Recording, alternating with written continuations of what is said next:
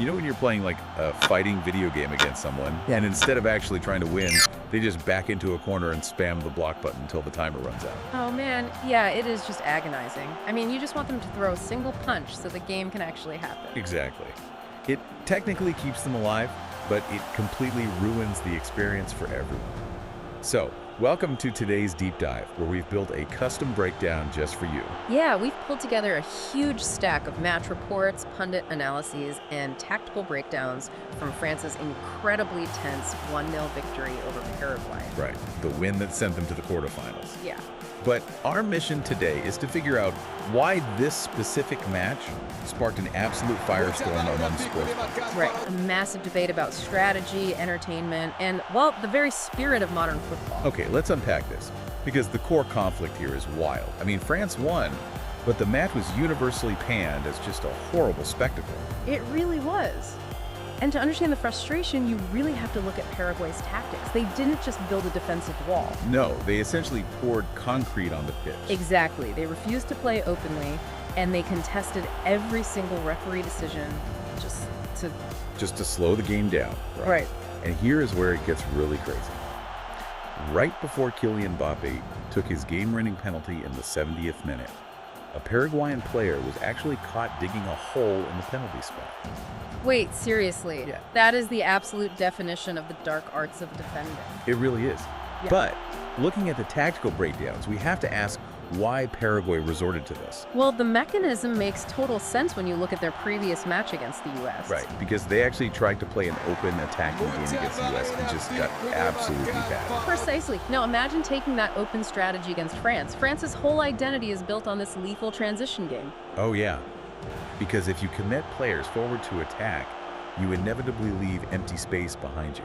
Right, and the second France wins the ball, they exploit that empty space with blinding speed. I mean, before your defense can even blink, let alone reset. So if Paraguay tries to run with them, France just dismantles them in 20 minutes. Yeah. Going toe-to-toe with arguably the best team in the tournament would have been tactical suicide. Yeah, their only realistic chance was to frustrate France. You know, break their rhythm, get in their heads, and hope to steal a lucky result. I get the survival instinct, I really do. But purely as a fan, doesn't that just ruin the sport?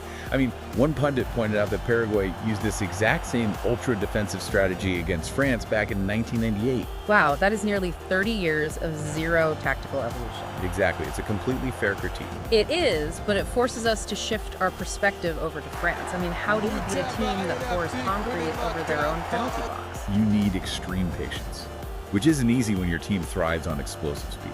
Right. And the match reports heavily emphasize the environment. It was incredibly hot out there. Yeah, when your entire tactical identity relies on 30-yard, full-out sprints from guys like Mbappé and Ousmane Dembélé, 95-degree heat is your worst enemy. Oh, absolutely. You simply can't physically sustain that explosiveness against a static defense. France couldn't just endlessly sprint at a brick wall in those conditions. They had to wait, keep their composure, and not let the frustration dictate their play. Right, trusting that their individual quality would eventually break through, which it finally did with that penalty. But looking at the rest of the bracket, it seems like Paraguay's strategy didn't just fail today. This kind of fear-based, survivalist football seems to be a one-way ticket home right now. That is what's so fascinating here, this broader trend. Teams playing highly defensive, spoiler-style football are, by and large, getting knocked out. Meanwhile, teams that play with bravery and go on the attack like Cape Verde did before they exited are being heavily praised in all the tactical analysis. It signals a real evolution in what succeeds in modern football. You can't just defend your way to glory anymore. You really have to get on the front foot. Well, France managed to survive their own frustrations today, and now they are moving on to the quarterfinals to face Morocco. Which is a highly anticipated rematch from the Qatar World Cup.